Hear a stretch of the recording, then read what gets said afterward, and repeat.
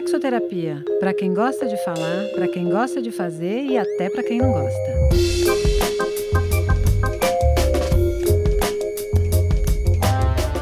A promotora de eventos Luísa Freitas, de 41 anos, nasceu com pênis, vagina, testículos, útero e ovários e foi criada como menino pelos pais, que a batizaram de Luiz.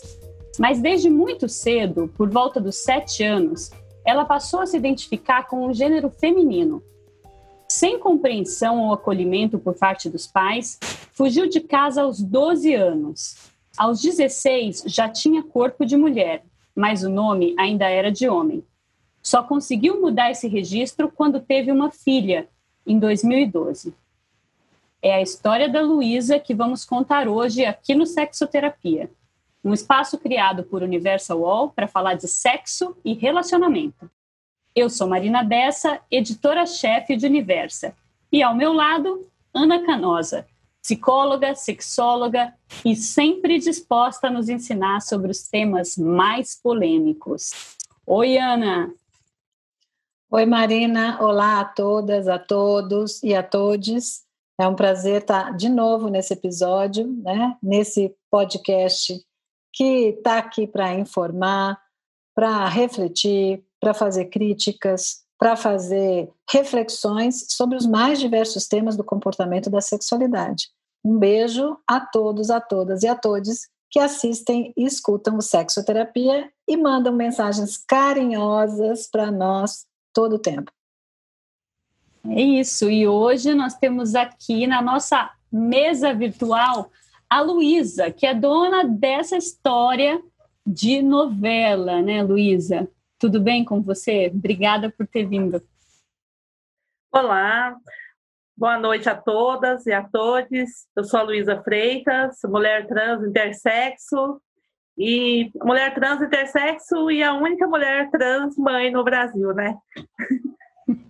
Luísa, eu falei que a sua história é de novela porque é mesmo, né? Porque na nossa geração, enfim, quando nós éramos crianças e adolescentes, a única referência que a gente teve de uma pessoa intersexo era de novela mesmo, né? Que era Sim. A Buba, lembra? Que na época ainda era chamada de hermafrodita, né? E parecia uma coisa raríssima ter uma pessoa intersexo. E hoje em dia a gente sabe que não é tão raro assim, né, não, Ana? É isso mesmo, né? Segundo os estudos que eu dei uma olhadinha, parece que a intersexualidade está presente em 1,7% dos recém-nascidos, né?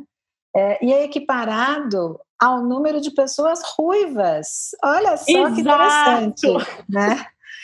Só que existe uma questão de subnotificação também, né? Porque podem ser números maiores, porque nem toda pessoa intersexual se percebe ou percebem na infância, né? Você pode ter depois uma percepção da intersexualidade a partir da puberdade, inclusive, ou mesmo na vida adulta, né? Justamente porque os estados de intersexo, eles são muito diversos. Hoje a gente nem chama mais de intersexo.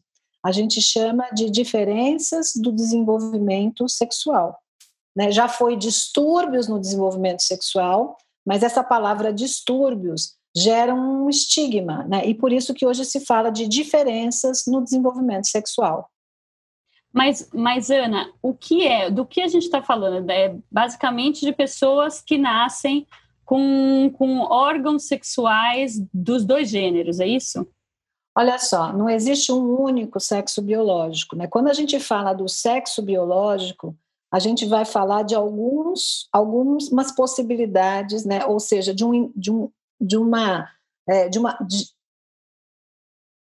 desculpa, eu tive uma interferência aqui. A gente vai falar de algumas diferenças relacionadas ao sexo biológico. Então, nós temos, por exemplo, o sexo gonádico, que é o referente às gônadas sexuais, testículos e ovários. Nós temos o sexo genital, que tem referência com a vagina, vulva e o pênis.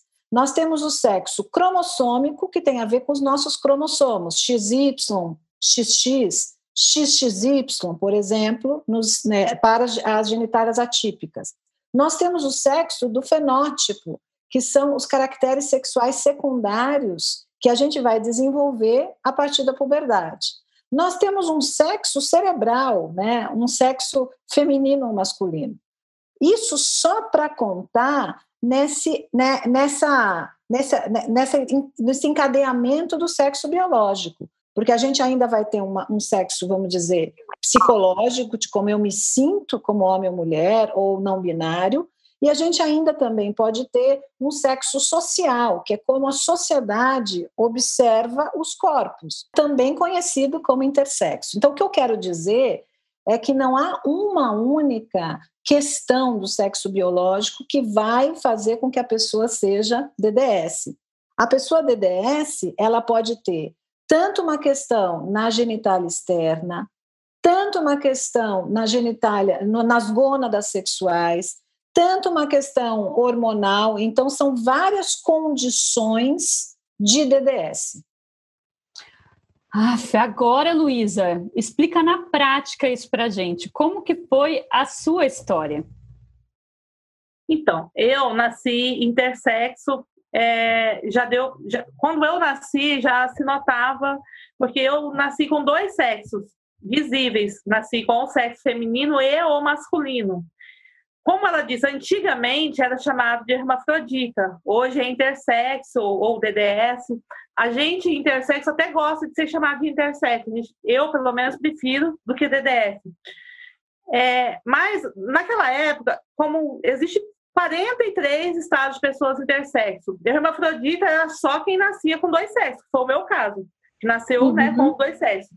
As outras pessoas, elas não tinham diagnóstico, elas eram invisibilizadas mesmo.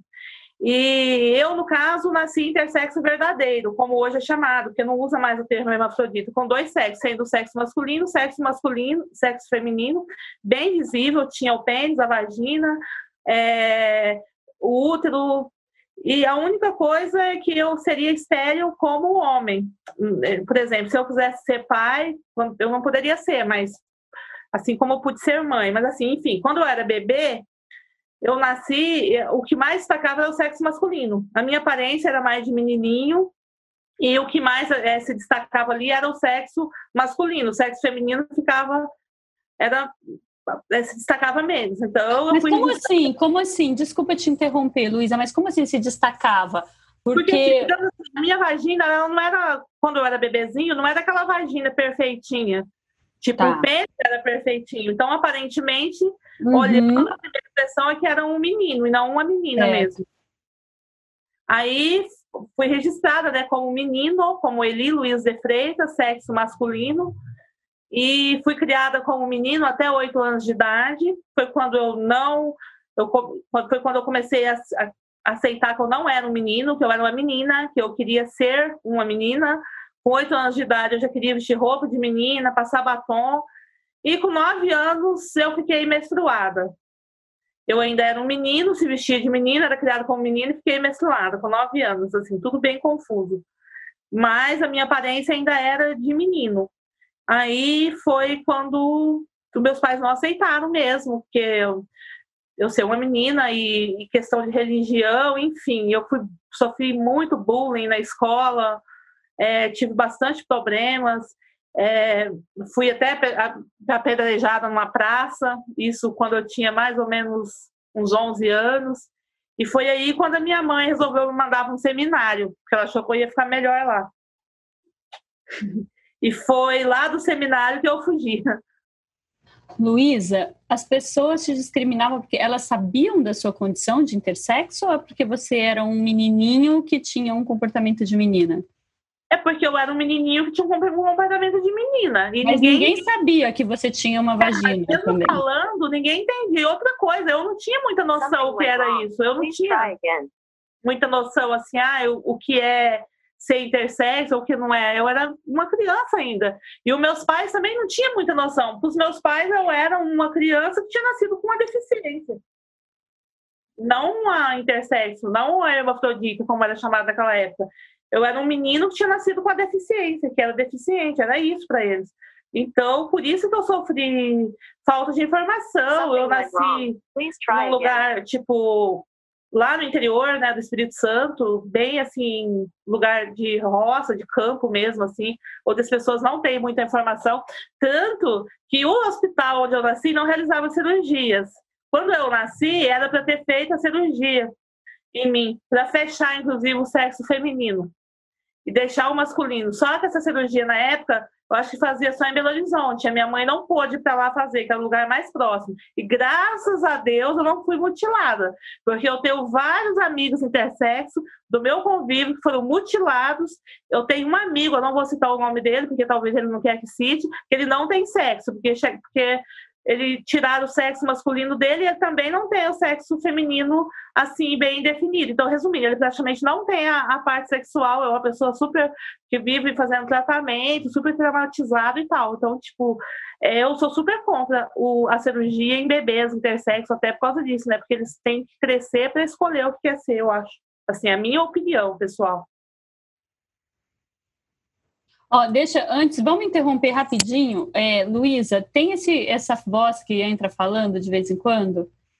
O please try again. Você sabe de onde está vindo? Não sei. O que será que é bom? Vamos torcer pela... É a Siri, é a assistente, sabe? Deve ser, né, que está falando. Vamos ver se ela... Tá bom. Ana, vamos lá. Eu não sei usar esse aplicativo, é a primeira vez que eu uso também. Tá bom. Olha, o que a Luísa está falando é super importante. Eu trouxe aqui uns dados de referência de uma pesquisa que foi feita dentro de um ambulatório que lida com DDS, tá? No ambulatório da USP, de endocrinologia, que é específica para esses casos. Eles fizeram uma pesquisa em 2010 com os próprios residentes médicos. Então, o que eles perceberam? Que 17% dos residentes apresentavam algum tipo de imperícia na abordagem com pacientes de DDS. 13% de pacientes com genitália externa virilizada, ou seja, aparentemente com alguma característica masculina, o que não significa que esta criança ou essa pessoa será, né, do sexo masculino, não, nem no sentido emocional, né, nem no sentido físico ainda, né, que você possa caracterizar como, sem uma investigação maior, foram registrados sexo social masculino sem investigação prévia para atribuição correta do sexo. E isso nós estamos falando de um ambulatório que trabalha com isso.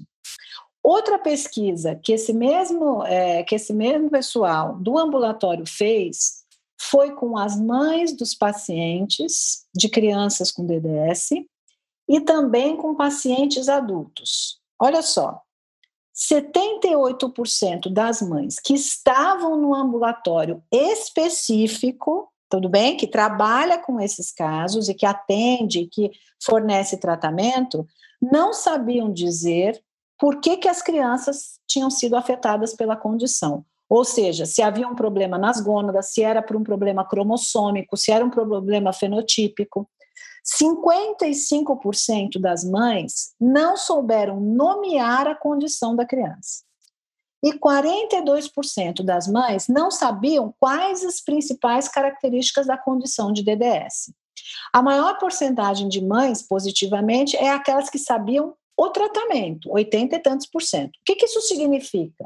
Significa que a própria abordagem médica é insuficiente ou tem sido insuficiente em muitos casos para explicar e acolher essas mães. E aí é também interessante a questão do tratamento. A Luísa está dizendo de uma abordagem de tratamento que ainda é muito utilizada de quando a criança apresenta uma DDS que é identificada logo ao nascimento, de uma correção, né, cirúrgica ou hormonal para um dos sexos. Então, ainda se há esse tipo de abordagem médica para pacientes com DDS. E existe uma outra corrente de pensamento que a Luísa acabou de dizer, da qual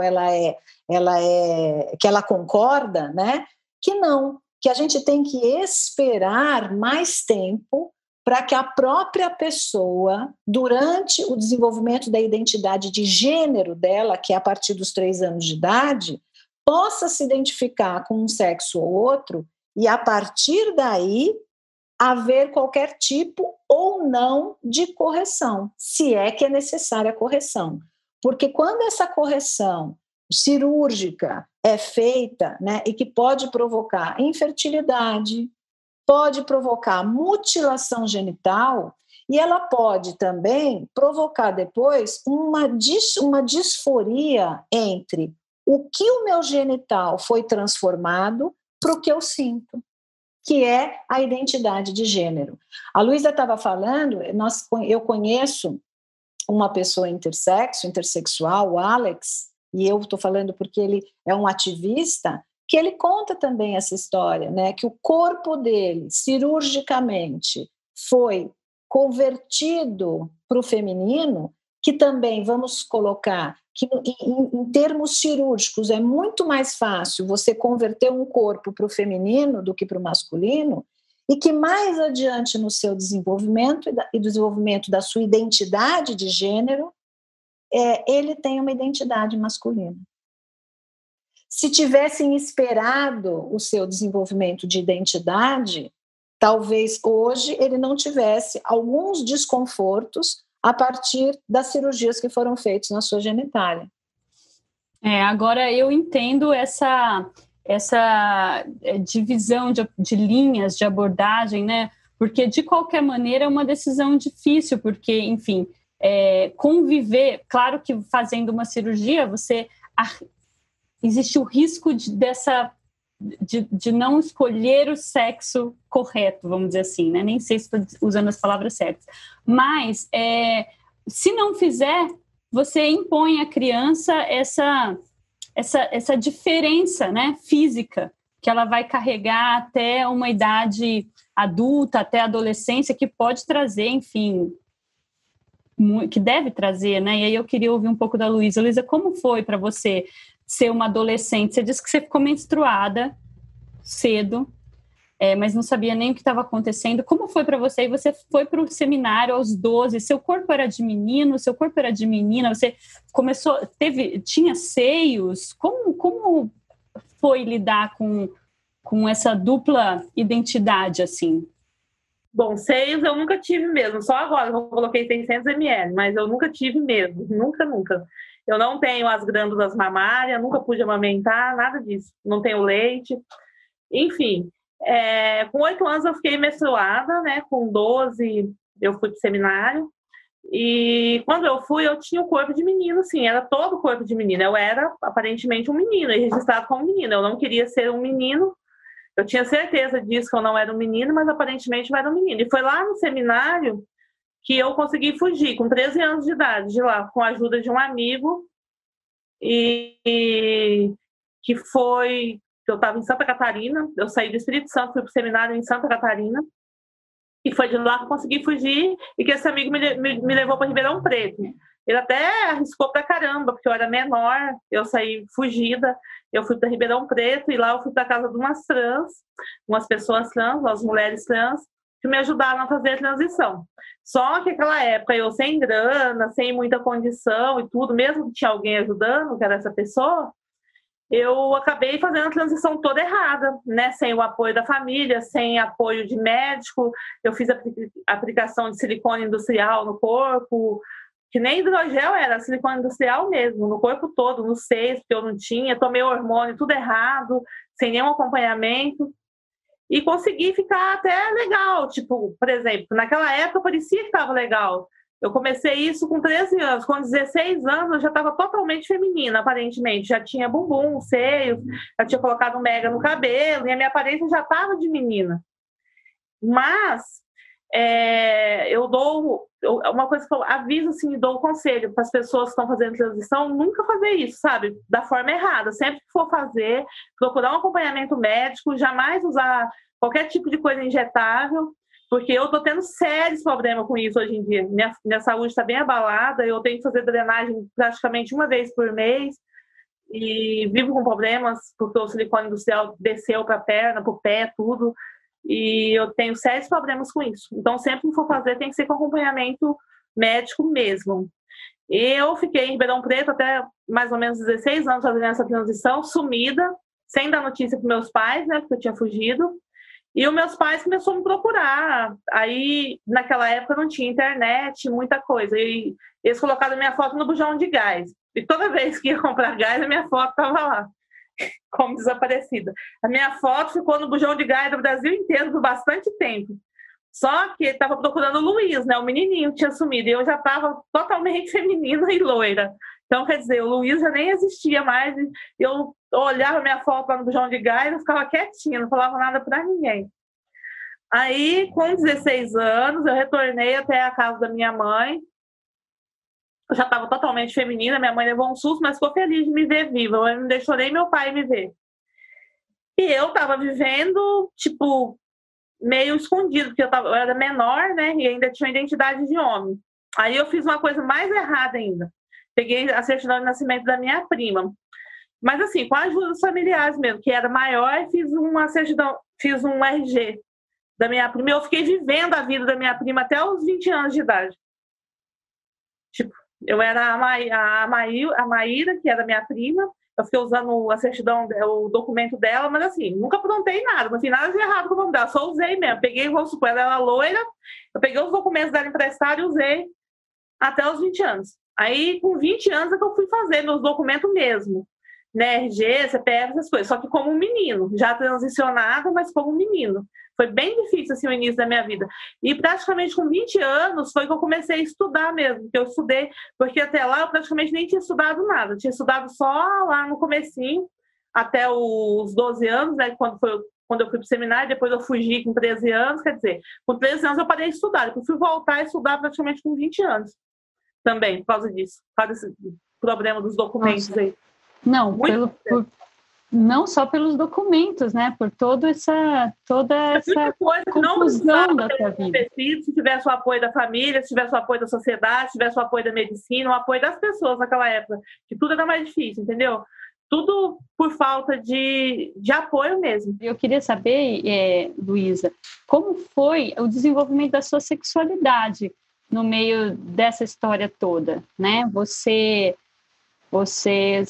se sentia atraída por homens, por mulheres? Como que a sua sexualidade se desenvolveu nessa grande confusão, né? Que foi sua infância e adolescência?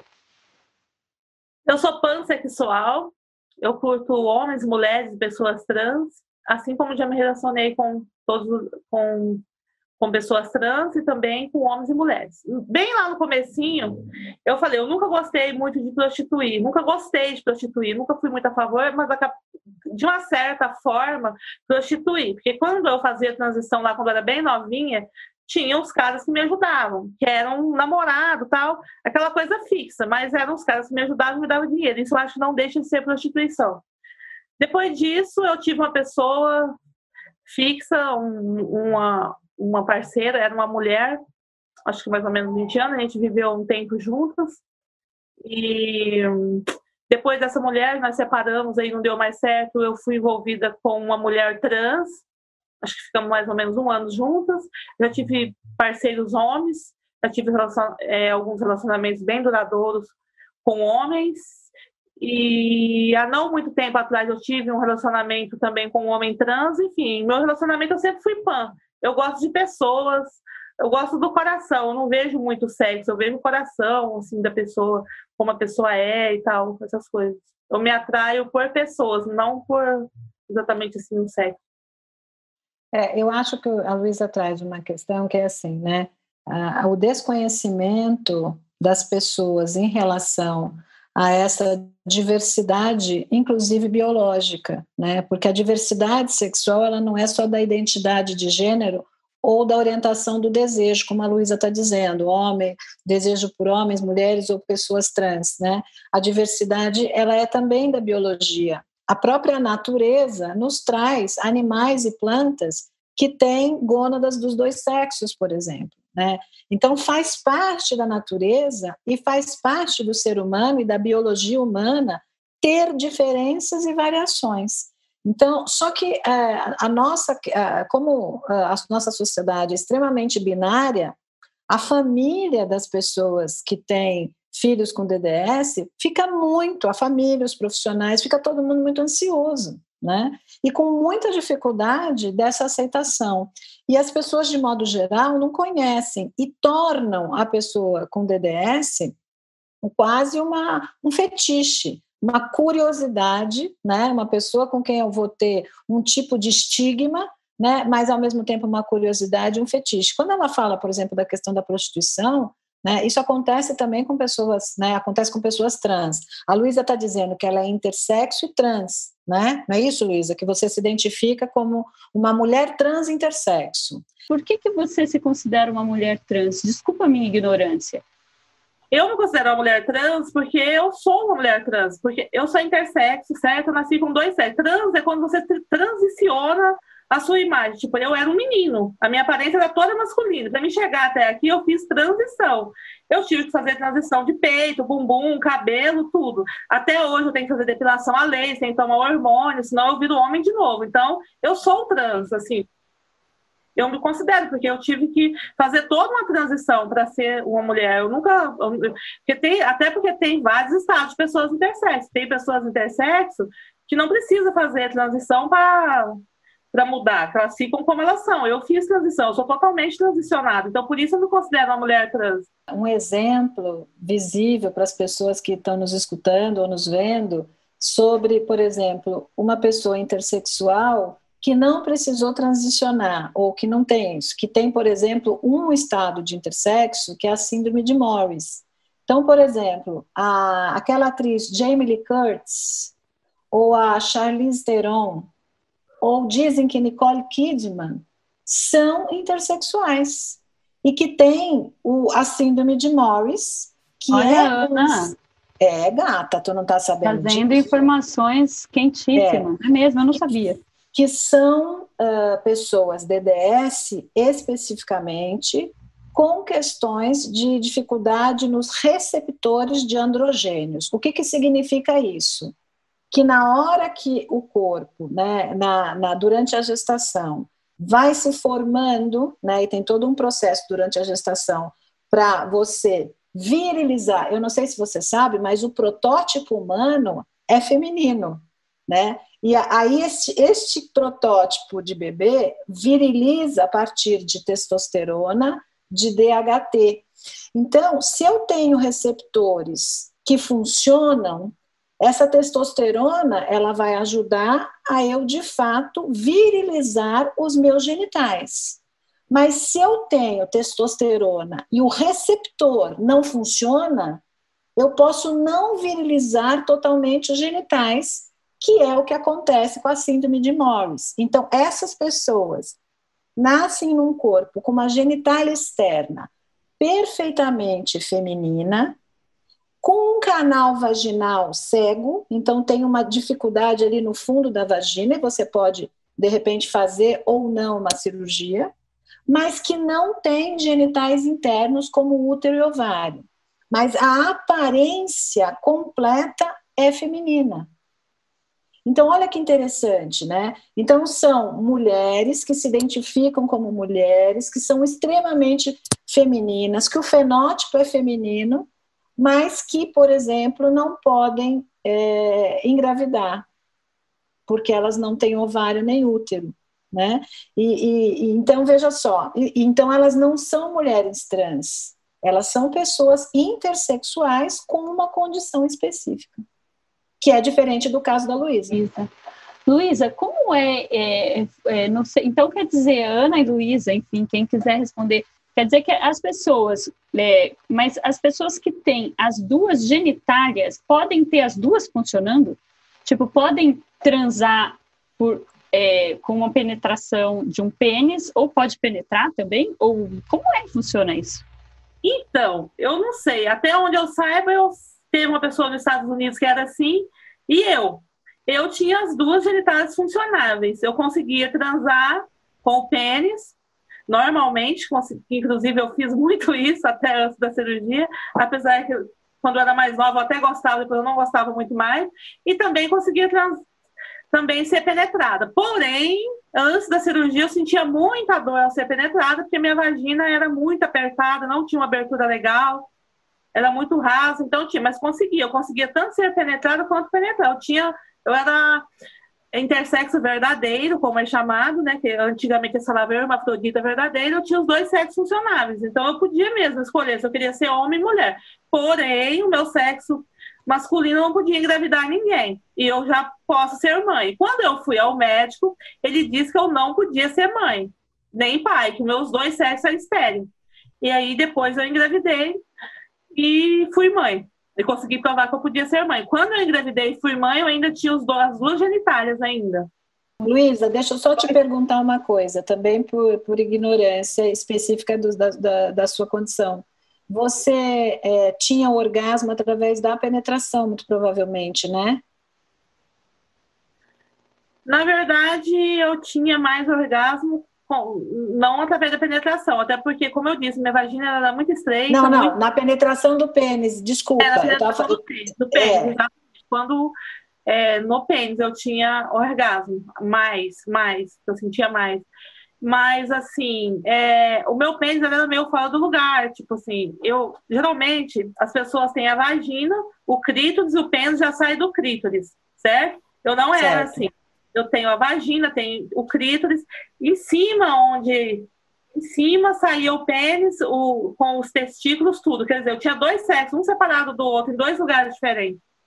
Uma coisa em cima da outra. Pra mim, vestir roupa era horrível. Eu vestia uma calça, ficava aparecendo. Tinha que ficar vestindo roupa mais larguinha, às vezes usando vestido longo. Até hoje eu tenho mania de usar vestido longo. Agora não precisa mais. E eu sofri muito, não era legal. Parece legal quando eu falo assim. Tem gente que fala, pra que você tirou? Mas não era legal, não fazia bem pra... Você fez a cirurgia? Você fez uma cirurgia nesse caso, nem sei como chama, né? De transição ou de mudança de gênero? Então, eu engravidei, eu fui mãe em 2012, no dia 24 de fevereiro de 2012, eu fui mãe. Aí, quando a minha filha nasceu, eu não podia registrar ela, porque eu era homem e eu não podia registrar como mãe. Minha filha ficou 2 meses, inclusive, sem registrar. Eu fui lá para o Espírito Santo retificar o meu documento. Aí colocaram que era um erro, né? Que eu já tinha sido mãe, que o meu registro tinha sido feito como erro, retificado dessa forma. Eu voltei, aí retifiquei o documento, mudei para Eli Luísa de Freitas, sexo feminino, registrei a minha filha, esperei passar uns dias até ela crescer um pouquinho. Amamentar já não amamentava mesmo, porque eu não tinha peito, não tinha leite, não tenho as glândulas mamárias. Não tem. Aí passou em 2013, no início de 2013, eu fiz a cirurgia de mudança de sexo. Na verdade, não é nem de mudança, para reparar mesmo, né? Daí eu tirei o sexo masculino e fez o reparo no sexo feminino, deixou tudo bonitinho, deixou tudo... Só que a minha urina era pelo pênis. Aí teve que mudar tudo aqui, a uretra, para poder o xixi ser pelo sexo feminino. Aí teve que colocar uma espécie de implante lá, eu não entendi muito bem, porque parece que não deu espaço. Eu tenho ainda bastante problema também agora com o lance da minha uretra, porque eu vivo tendo prisão, às vezes eu não consigo ter xixi, fica preso, ou tenho que ir para o médico passar sonda, correndo. Mas deu tudo certo, só esse probleminha mesmo que ficou. Mas eu fiz a cirurgia, sim. Gente, a gente vai continuar escutando a história da Luísa depois desse intervalo. O UOL VTV é a mesa redonda com os assuntos mais quentes sobre televisão. Toda semana, eu, Maurício Sticer, converso com Chico Barney e Débora Miranda sobre o que realmente importa e também sobre o que não importa tanto assim na televisão brasileira. Sempre com muita informação e humor. Você pode ouvir o UOL VTV e outros programas do UOL em uol.com.br/podcast, no YouTube e também nas principais plataformas de distribuição de podcast. Recebe salário, faz transferência, pagamento, recarga de celular e até empréstimo, tudo sem taxa.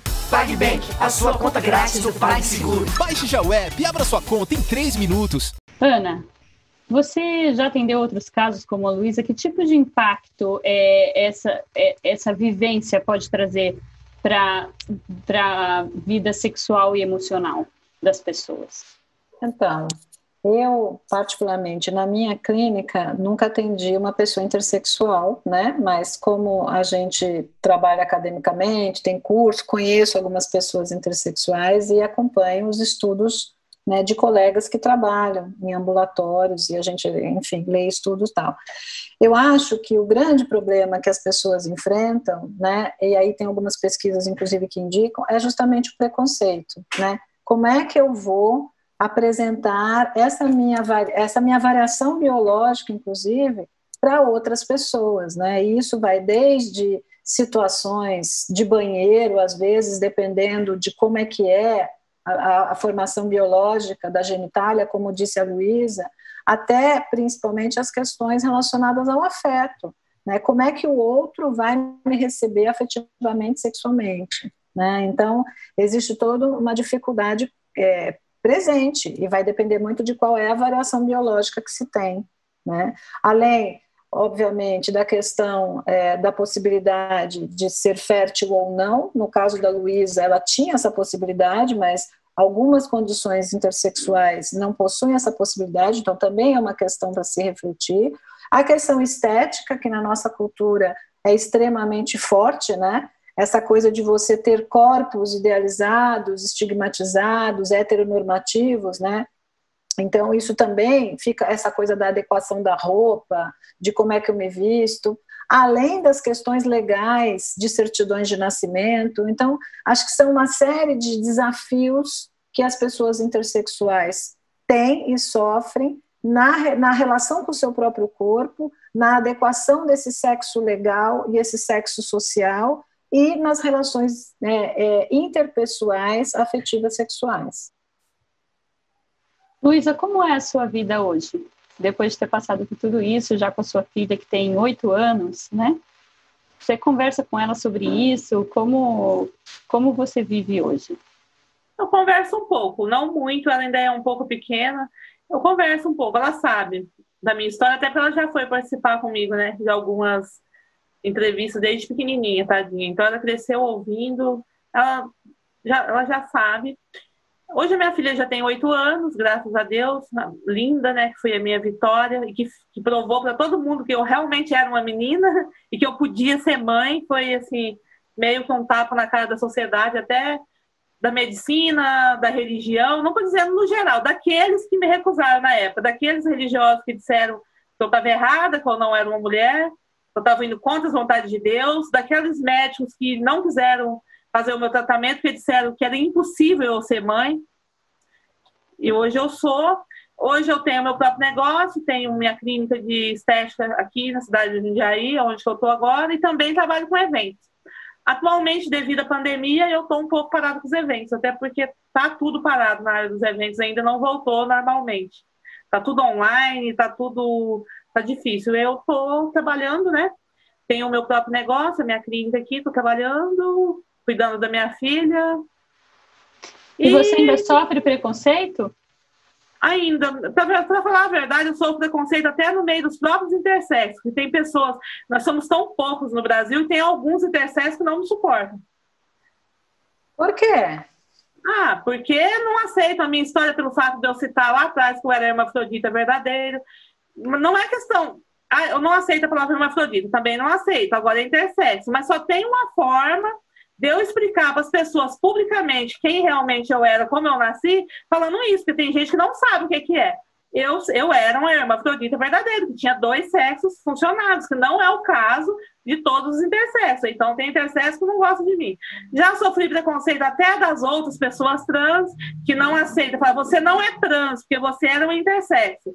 Então você é mulher, você podia viver como uma cis normal. E ninguém sabe o tanto que eu sofri para chegar até aqui. Não são todas, mas assim, eu sofro sim preconceito até hoje. A minha família hoje tenta consertar mais ou menos o que fizeram. Apesar que, assim, meus pais já faleceram. Meu pai faleceu agora há pouco tempo, minha mãe faleceu também faz uns 2 anos. Enfim... eu perdi até meio que o contato com a minha família. Quando eu volto lá, eu sou meio estranha, assim, né? Porque os primos, os tios ficaram meio assim, quem é você, né? Porque eu fiquei tanto tempo fora e sumida, eu construí uma outra vida pra cá. Mas eu ainda sofro, sim, preconceito. Há poucos dias, inclusive, a minha cirurgia, eu fiz a retirada do sexo masculino, tudo, eu ainda tenho próstata, eu não retirei a próstata, então eu quero fazer uma cirurgia para retirar, porque eu não preciso dela mais. E há poucos dias eu fui marcar uma consulta para isso. Quando eu cheguei lá para consultar, não queriam passar na consulta, ficaram me olhando assim, né, tipo, né, mas tá certo? Eu falei, não, tá certo sim, eu sou trans. Aí já ficou todo mundo olhando meio torto, eu fui lá fazer a consulta, porque eu quero marcar essa cirurgia. Mas enfim, o preconceito pior foi quando eu estava fazendo o pré-natal da minha filha, porque eu tinha ainda documento de homem fazendo pré-natal, toda vez que ia passar na consulta era muito difícil. E o dia que foi para minha filha nascer, que foi num hospital aqui de Jundiaí, eles demoraram 5 horas para me internar, e um falava com o outro falava com o outro, porque o meu caso era diferente, ia ser uma cesárea, e eu tinha o sexo masculino bem aqui no pé da barriga, bem fora do lugar. Então, ia ter que... enfim, foi toda uma reunião, eu me senti bem constrangida com isso, mas eu acho que todo mundo sofre preconceito, não é só eu, não. Às vezes tem preconceito com as pessoas negras, com as pessoas gordinhas, com as pessoas, com tudo, com as pessoas idosas. Enfim, eu acho que não é só eu, não. Acho que isso aí é no geral mesmo. A sociedade está assim, o mundo está assim. Eu já aprendi a conviver bastante com isso. Nossa, que difícil, né, isso? Essa nossa mania de querer colocar todo mundo dentro de uma caixinha, né? Pois é, e eu fico pensando que quanto mais a gente genitaliza o sexo, no sentido dos genitais mesmo, mais pessoas com variação biológica, né, ou mesmo de identidade de gênero, mais essas pessoas são estigmatizadas. Quanto mais a gente pensa no sexo, né, de maneira não só genital, a genitalidade é uma característica do sexo, talvez a gente desse mais conta como sociedade dessa variação toda, né, que a gente tem, e a Luísa não precisaria passar por tantas dificuldades como ela passou. Ana, eu acho que nós chegamos ao clímax. Ana, o que a gente aprendeu com tudo isso, essa história fantástica de vida da Luísa? Olha só, eu acho que a gente aprendeu que a biologia, de modo geral, né, e o sexo biológico, tem também uma variação que é natural, ou seja, há uma variação na condição biológica, seja nos animais, nas plantas e nos seres humanos também. E pessoas intersexuais fazem parte dessa variação.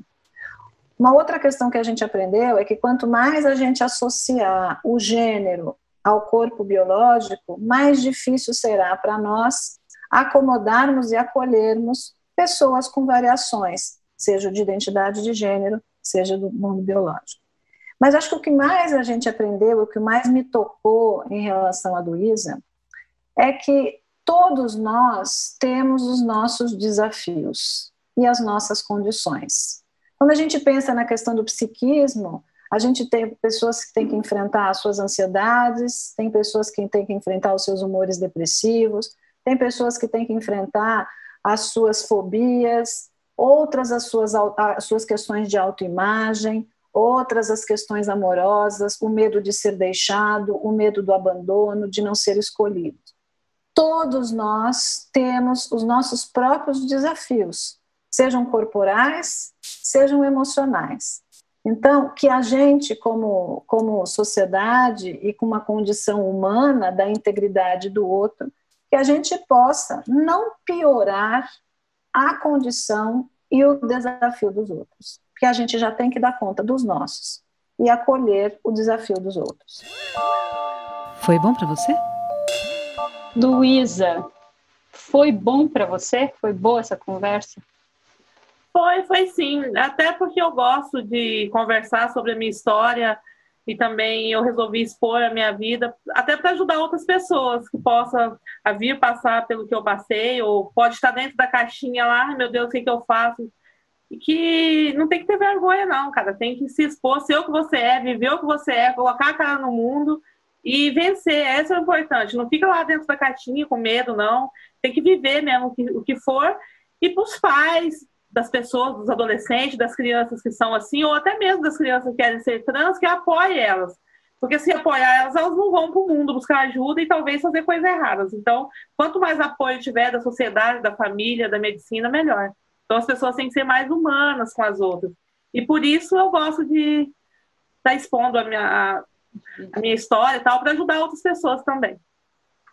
Luiz, e nesse momento, esse é o quadro que a gente dá alguma dica. Você tem alguma dica para a gente de livro, enfim, de filme? Olha, tem um livro, Intersexo, foi escrito pela Maria Berenice Dias, e até falo um pouquinho da minha história nele, que o livro é Intersexo, de Maria Berenice Dias. Tem um outro livro, só um minutinho aqui, que eu vou achar. A Maria Berenice Dias, para quem não... Que foi o livro o Jacob, da Thaís Emília de Campos Santos, que é uma psicóloga, que é minha amiga, e que também é a fundadora da ABRAE, né, da Associação Brasileira dos Intersexos. Jacob, Entre os Sexos e Cardiopatia, que fez hoje. Foi a história de um filhinho dela, inclusive, que morreu pequenininho, tal, com cardiopatia, por causa que ficaram mais preocupados dele ser intersexo, assim, no tratamento, do que com a cardiopatia. Acabou que ele veio a falecer, foi uma grande perda para nós. Então eu indico esses 2 livros, que são bem legais.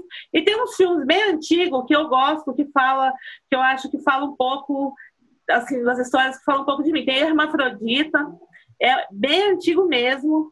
Ele foi exibido no Festival de Cinema Latino-Americano de São Paulo, inclusive em 2009.